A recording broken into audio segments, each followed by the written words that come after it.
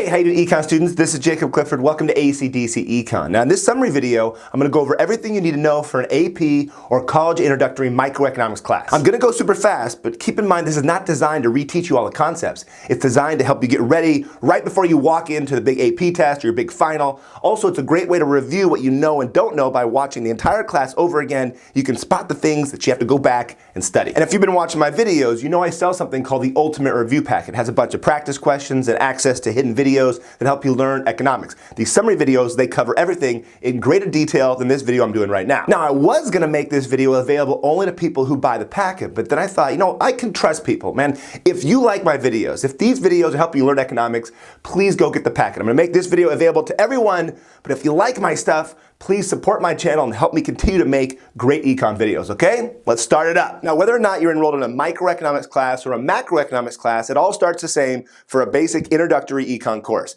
It starts with the idea of scarcity. Scarcity idea is we have unlimited wants and limited resources. Also, you're gonna learn the idea of opportunity cost. That's the idea that everything has a cost, right? It doesn't matter what you're producing, you gotta give up something to produce it, or any decision you make has a cost. Now, those concepts come together with the production possibilities curve. It's the first graph you learn in economics. It shows the different combinations of producing two different goods using all of your resources. So any point on the curve is efficient, like you're using all of your resources to the fullest. Any point inside the curve is inefficient. Any point out here, outside the curve, is impossible given your current resources. And there's two different shapes you have to remember. If it's a straight line production possibilities curve, that means there's constant opportunity cost, which means the resources to produce the different products are very similar. So similar resources, if it's a straight line, if it's a bowed out line, concave to the origin, that means that resources are not very similar. So when you produce more of one, you have to give up more and more of the other one. That's called the law of increasing opportunity cost. Now this curve can shift if you have more resources like land, labor, and capital, or less resources or better technology. That can shift the curve. Another thing that shifts the curve is trade. If another country trades with another country, that can shift out the production possibilities curve, but it shows how much they can consume, not actually produce. So it doesn't actually change how much you can make, but you can consume beyond your production possibilities curve. And that brings us to the hardest part of this unit, the idea of comparative advantage. Comparative advantage is the idea that countries should specialize in the product where they have a lower opportunity cost. So if you're producing one thing and I'm producing something else, if I can produce a lower opportunity cost than you, I should produce this, you should produce another thing, and then we should trade.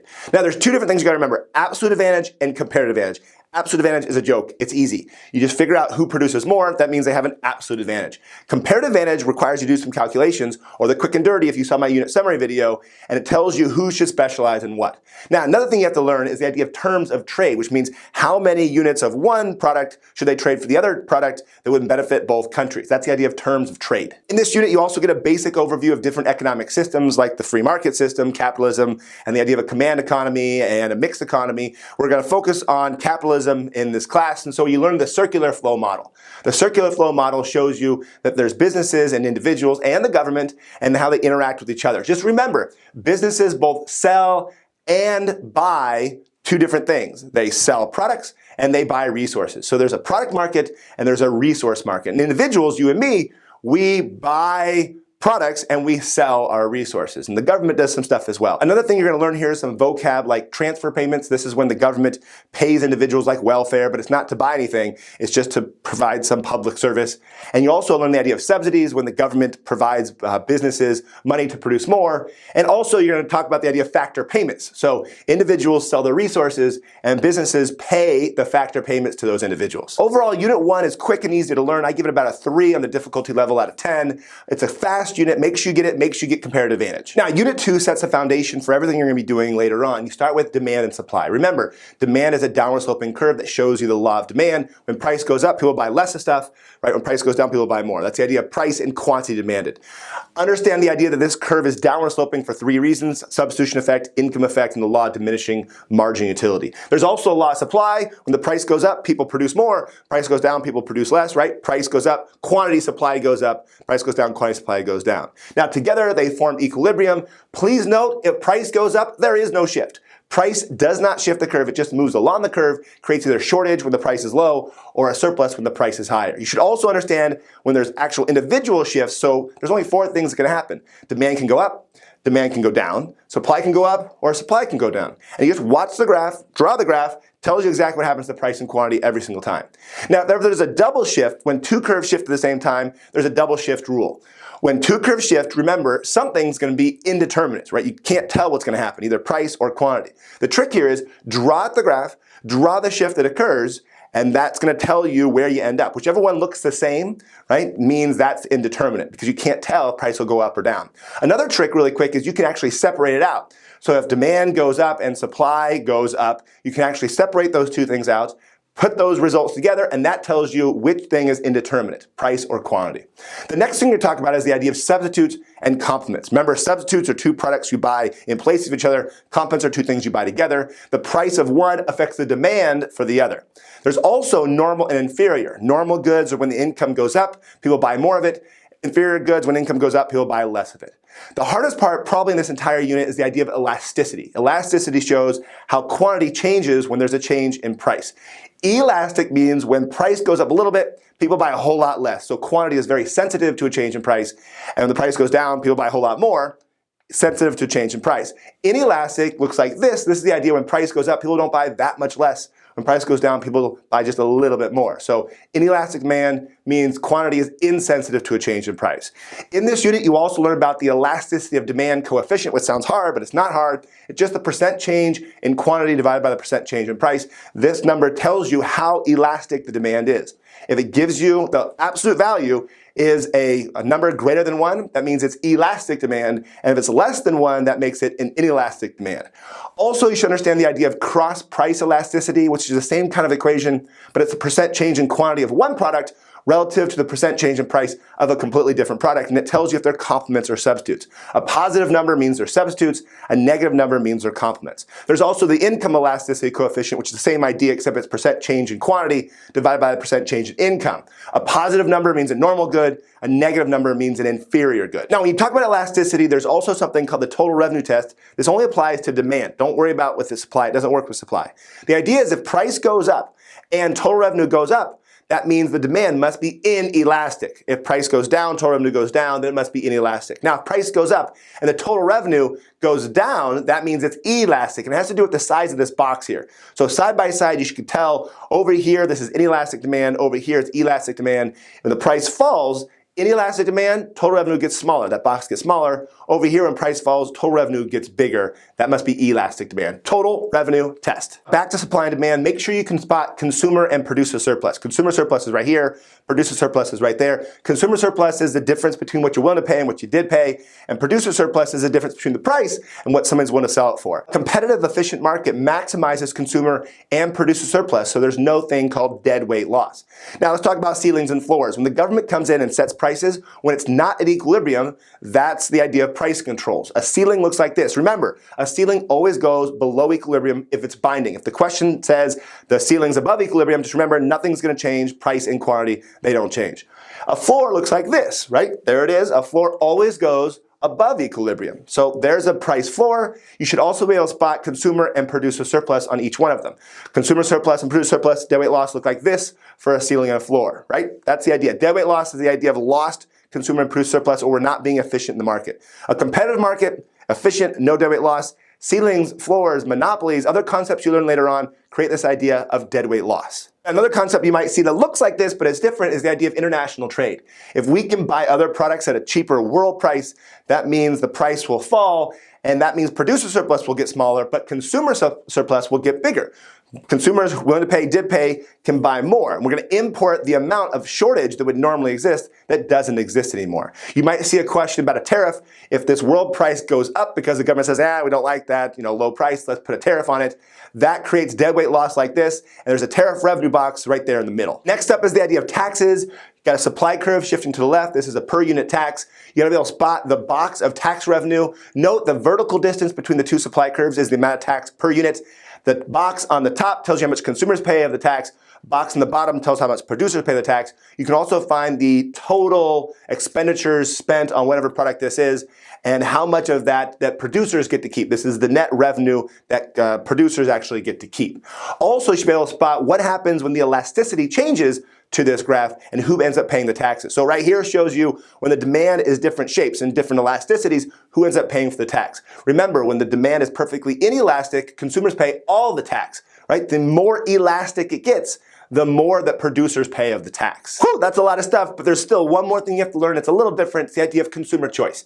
This is the idea that you have two different products and you have different additional satisfactions for each one, and you got to figure out what you actually want to buy, keeping in mind that they're two different prices. So you have to actually use an equation here. It's the margin utility per dollar of one of them till it equals the margin utility per dollar of the other one. In other words, you figure out how much additional satisfaction you're getting divided by the price of one of them and the additional satisfaction you're getting from the other one divided by the price of the other one, and that puts them in like terms, and you just keep buying the one that gives you the most additional satisfaction divided by the price, right? The test might give you a question like this where it asks you, okay, what should they buy if they only had $30?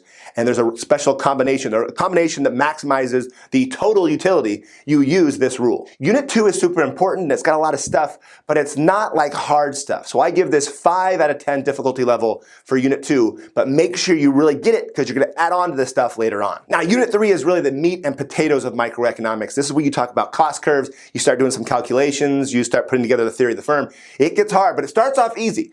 You start off by learning about the idea of inputs and outputs. And as you hire more workers, this is the total product. You can calculate the marginal product, which shows you the additional output that these producers produce.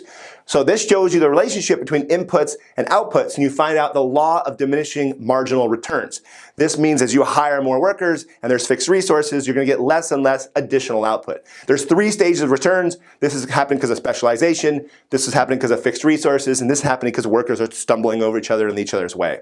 You take that concept and you catapult now into costs. We talk about the 3 types of costs. There's fixed costs, variable costs, and total costs. Variable plus fixed equal total. That also gives us the per unit cost curves like average total cost, average variable cost, average fixed cost, marginal cost. Make sure you can calculate them and make sure you understand what they look like on a graph. The graph looks like this. At any given quantity, all you can do is go straight up and that tells you the cost per unit of that unit. You can also convert those per unit costs to total cost. Just multiply the average total cost of producing a certain number of units times the quantity. That gives you a box. That box is the total cost. You can do the same thing for the variable cost and for the fixed cost. Now the shape of these curves isn't just random. They look like this for a reason. Marginal cost goes down and up because as you hire more workers, they specialize. So the additional cost of those units are going to fall. But as you hire more workers, they produce less and less additional stuff. And so the cost of those additional units are going to start going up. So marginal cost only goes down and then it goes right back up again. Also, you should recognize the idea that ATC hits marginal cost at ATC's minimum. When marginal is below the ATC, it pulls it down. When marginal is above the ATC, it pulls it right back up again. Now, it's important to keep in mind that the cost curves I'm talking about, these are short-run cost curves, which is different than the long run. The long run is the idea that all resources are variable. In the short run, there's some resource that's fixed. In the long run, all resources are variable, so the law of diminishing marginal returns doesn't apply. Instead, we have a different graph and a different concept. It's right here. As you're producing more, you can use mass production techniques. Mass production means your average cost, the long run average total cost, will fall. That's the idea of economies of scale. Now, at some point, your costs don't fall lower. You can't use any more mass production techniques, and so it levels off. That's called constant returns to scale. And eventually, as you're producing so much stuff, your long run costs go back up again, your average costs go back up, and that's called diseconomies of scale. Again, that's the idea of the long run costs. Long run costs are these, short run costs look like those. Now in this unit, you're going to be introduced to the idea of the theory of the firm, which shows you these cost curves, except now with some revenue curves on top. You start off with perfect competition, the idea that there are many small firms, thousands of firms, they all have the same exact products, they have low barriers so other firms can enter really easy or exit, and the most important one, they are price takers. That means they got to take the price that's set by the market. So that gives you the graph. The graph we already learned back in Unit 2, supply and demand, there it is. An individual firm looks like this. It starts off the horizontal demand curve that's equal to the marginal revenue because if they want to sell another unit, they don't have to change the price. The price is set. So a horizontal demand curve, which is the marginal revenue curve, which is Mr. DARP if you've seen that before. Then you take your cost curves, bam, throw your cost curves on there. Now you can spot if there's profit or a long run or making a loss. These concepts you have to be able to draw as well, probably for a free response. Make sure you recognize this is the idea of profit, that is the idea of a loss, and that is the idea of the long run. This is also when you're introduced to the most important concept in all of microeconomics.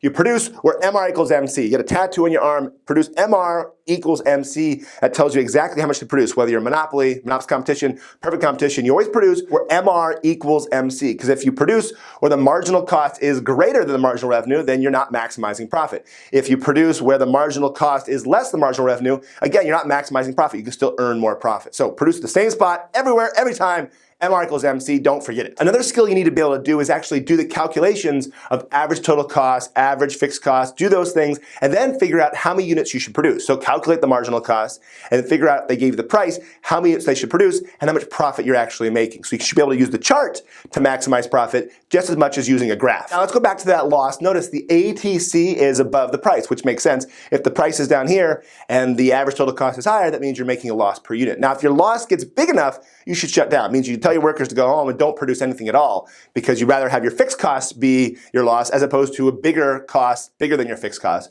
The rule is this: if the price falls below AVC, you should shut down. It's called the shutdown rule. One more time. The only rule that trumps the profit maximizing rule is the shutdown rule. So what that means is that marginal cost is actually a supply curve. The marginal cost upward sloping curve is a supply curve you've been drawing ever since back in Unit 2. Also, you should know not all of it. Not all of that supply curve, only the portion that's above the AVC, because if the price falls below AVC, you shut down. You don't produce anything at all. Now let's go back to the long run graph really quickly. You remember this. This is the idea of long run equilibrium. Total revenue equals total cost. That means they're making no profit. Remember, there's two types of profit: economic profit and accounting profit. In this case, they're making no economic profit. They're not making money up and above their opportunity cost. Their total revenue equals their total cost, including their explicit costs and implicit costs, their opportunity costs. In other words, this is not a bad thing. This means they're breaking even. They can't make more money doing something else. They're not losing any money. This is the idea of a normal profit. But they are making positive accounting profit. Now the question is, how does it look like this? Well, take a look. In the short run, we're going to do short run to long run. They're making profit. What happens? Well, firms, because there's low barriers, jump in, supply shifts to the right, lowering the price back down. Boom, long run. You can go the same way with a loss. So here's the loss. Firms are going to leave. When they leave, shift new supply curve to the left, price goes back up, or it goes back to new long run, bam, long run. Now the last thing in this unit is the idea of efficiency. Remember, there's two different types: productive and allocative. Perfect competition in the long run has both. They're producing at the productively efficient quantity, which means they're producing the lowest ATC. Their costs are the lowest they can be. And they're also allocatively efficient, or socially optimal, because they're producing where the marginal cost hits the demand. In other words, people are willing to pay, or the price, people are willing to pay exactly what the marginal cost equals.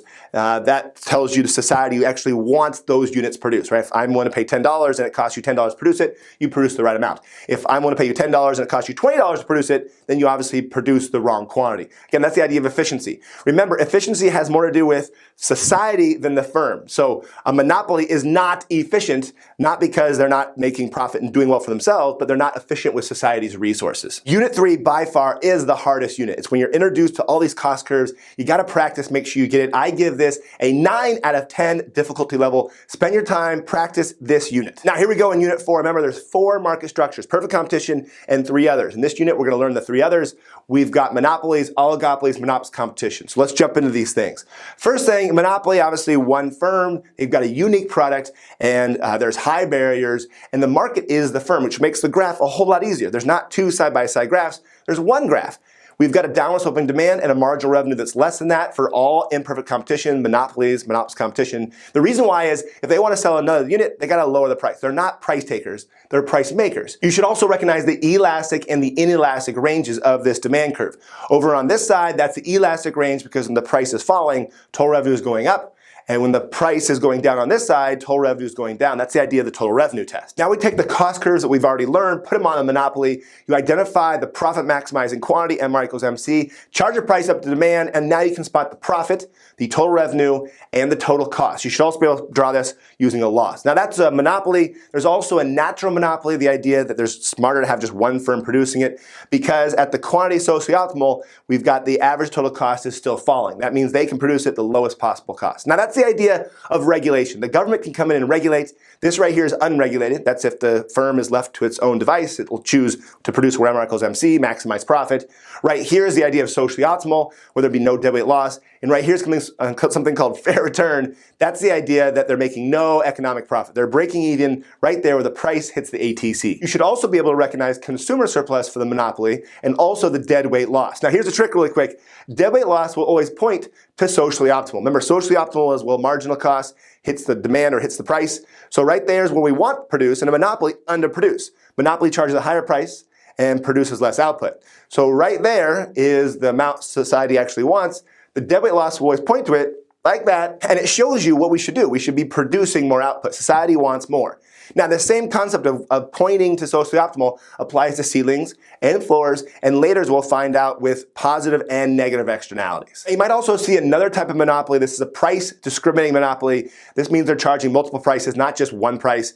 The marginal revenue actually becomes the demand curve, so they're going to produce where MR equals MC, but they're going to charge multiple different prices. So that means the profit gets a whole lot bigger, consumer surplus disappears, and deadweight loss disappears. They're producing actually the socially optimal quantity. Then you start learning about oligopolies, the idea that there's many small firms, they've got really high barriers, and they have strategic pricing. They got to worry about the pricing of the other guy. You can see we've got a game theory matrix right here. You should be able to spot dominant strategy for each one of the two different firms and identify something called Nash equilibrium. I'm not going to do the details now, but I got a ton of videos that show you actually how to do that skill. Also understand the idea of monopolistic competition. This is the idea that it's like a monopoly because they're a price maker, but it's like perfect competition because firms can enter, right? So what you have is the same graph as before, monopoly graph, in this case making profit, but it doesn't stay there, right? Because firms can enter. So in the long run, firms will enter. When they enter, that means the demand's going to go down. Demand's going to fall for this monopolist competitive firm because now they have to share more customers with the new firms that jumped in. So now we're in the long run. That's the graph you need to do. That's monopolist competition in a long run equilibrium. Unit 4 is a bear. There's the monopoly graph, a lot of different concepts you have to learn. But since you already did perfect competition, it should help you out. In fact, you should actually learn more about perfect competition when you do monopolies because it kind of puts concepts together in your brain. I give it an 8 out of 10 difficulty. Okay, now we're talking about the resource market. Unit 5, it talks about the supply and demand now for labor. Remember, just like we mentioned before in the circular flow model, businesses sell products in the product market, but they also hire resources in the resource market. So now the demand is the demand by firms for workers, and supply is by you and me. So me and you are supplying, individuals are supplying, and businesses are demanding. The first concept you have to know is the idea of derived demand. The demand for labor depends on the product that that labor produces. So if the demand goes up for pizza, then the demand is going to go up for pizza delivery drivers. That's the idea of derived demand. You should also be able to recognize shifts in this curve and the idea of minimum wage. Minimum wage is a binding floor, and so the price goes up. In this case, the wage goes up, the quantity demand falls, the quantity supplied increases, and we have unemployment of resources. Also recognize the idea of MRP and MRC. The first thing you have to be able to do is do the chart. Right here you have the number of workers, you have the total product they produce, you learned this back in Unit 3, but then you have to calculate the additional revenue these workers generate. You do that by doing the marginal product, then you calculate the marginal revenue product, the additional revenue they generate. What you do is you multiply the product, the additional output, the marginal product times the price, and then you compare that to the marginal resource cost, which is the cost of hiring a number of worker. Now, in a perfect competitive resource market, each worker costs the same, and that tells you that you should hire a certain number of workers. Now, that concept also applies to a graph. You take that chart, you put it on a graph, you get this, side-by-side graphs. We've got that market graph from before, horizontal supply curve, which equals the marginal resource cost, and a downward sloping marginal revenue product, because each worker is worth less and less revenue to your company. You hire where MRP hits MRC, and just like before, instead of producing now, though we're hiring. It's important to see that a perfectly competitive firm in the resource market is just the flip version of a perfectly competitive firm in the product market. We have a horizontal curve, except now it's supply, and a downward sloping curve as opposed to an upward sloping curve from before. So if you can draw one, just turn around and flip it, and draw the other one. Now, that same concept applies to something called a monopsony. A monopsony is a monopoly for labor. So instead of having a downward demand curve and a downward MR that's below it, we have an upward sloping supply curve and an MRC that's above it. The reason why is they can't wage discriminate. When they hire another worker, they're going to charge that worker the wage, and the workers that were paying less, the higher wage, so the MRC is actually higher. They're going to hire where MRP hits MRC always, except they're going to pay a wage below down to the supply curve, what people are actually willing to work for. Monopsony graph. Now, the last concept in this unit is the idea of the least cost rule. This is like margin utility, except now we're talking about marginal product. You have two different resources, labor and machines, and you're trying to figure out what's the right combination of hiring. And the idea is you have to calculate the additional output that each one of these generates divided by the price. This puts them again in like terms. So I want to know what's the additional output I get from another unit of labor, and what's the price of that labor, what's the additional output from another machine or another capital divided by the price of that machine. If they're equal, perfect. I've got the least possible cost. If one's higher, I should keep doing that one, right? And that number is going to fall because it's diminishing marginal returns. And right, that's going to fall. If this one's higher, then I do that one instead. Again, this is called the least cost rule. That is the equation. Now, unit 5 is actually pretty short, and it's actually kind of easy, but the problem is it's different than all the other units. We are looking at supply and demand, but we've never really seen a horizontal supply curve very often. So I give this one a 6 out of 10 difficulty, only because it's the one that students often forget, right? They often forget. There's really very few graphs here, and just one major skill: figure out how many workers you can hire. Okay, the last unit, unit 6, we talk about market failures. Market failures are the idea the free market is awesome, it's great, but sometimes it fails. It ends up producing the wrong stuff. The invisible hand of the free market ends up getting the wrong quantity, and the socially optimal quantity is different than what the free market's actually providing. The first one is the idea of public goods. Public goods have two characteristics. Number one, shared consumption, or what's called non-rivalry. When I use it, you can use it, we can all use it. Your consumption of it doesn't destroy it for me. And most importantly, this idea of non-exclusion. You cannot exclude people from enjoying it if they didn't pay their taxes. So non-exclusion, shared consumption mean that it's a true public good. Obviously, the free market's not going to provide it if they can't get people to buy and pay for it. If you can't exclude people from enjoying the benefits, free market can't make it because they can't make profit. So the government's going to step in instead. The next thing you're going to learn is the idea of externalities. Externalities is when there's additional costs or benefits on some of the person. So the free market assumes that the people who buy and sell things to each other are paying all the costs and receiving all the benefits. But what if somebody else pays those costs or receives those benefits? Well, that gives you the idea of negative externalities and positive externalities. A negative externality is when there's additional costs on another person. Notice we have two cost curves. One's the marginal private cost, the other one's the marginal social cost. And that tells you the social costs are above the private costs. The firm's not recognizing these additional costs. You've got a quantity free market, and right here's the quantity socially optimal. The free market's messing it up. So where's dead weight loss? Well, it's right there. Notice it's pointing to socially optimal. Great. Positive externality is the idea there's additional benefits. So not two cost curves, but two benefit curves. We've got a demand curve down here, which is the marginal private benefit. We also have a marginal social benefit that's right there. And that tells you that society wants more of this, but the free market's not recognizing those additional benefits to other people. So again, we've got a quantity free market, quantity socially optimal, free market's messing it up, and the benefits are spilling over to some other person. The dead weight loss is right here. To solve the problem, you can do a per unit subsidy to either consumers or producers to produce more. By the way, for a negative externality, you want to do a per unit tax to get them to produce less.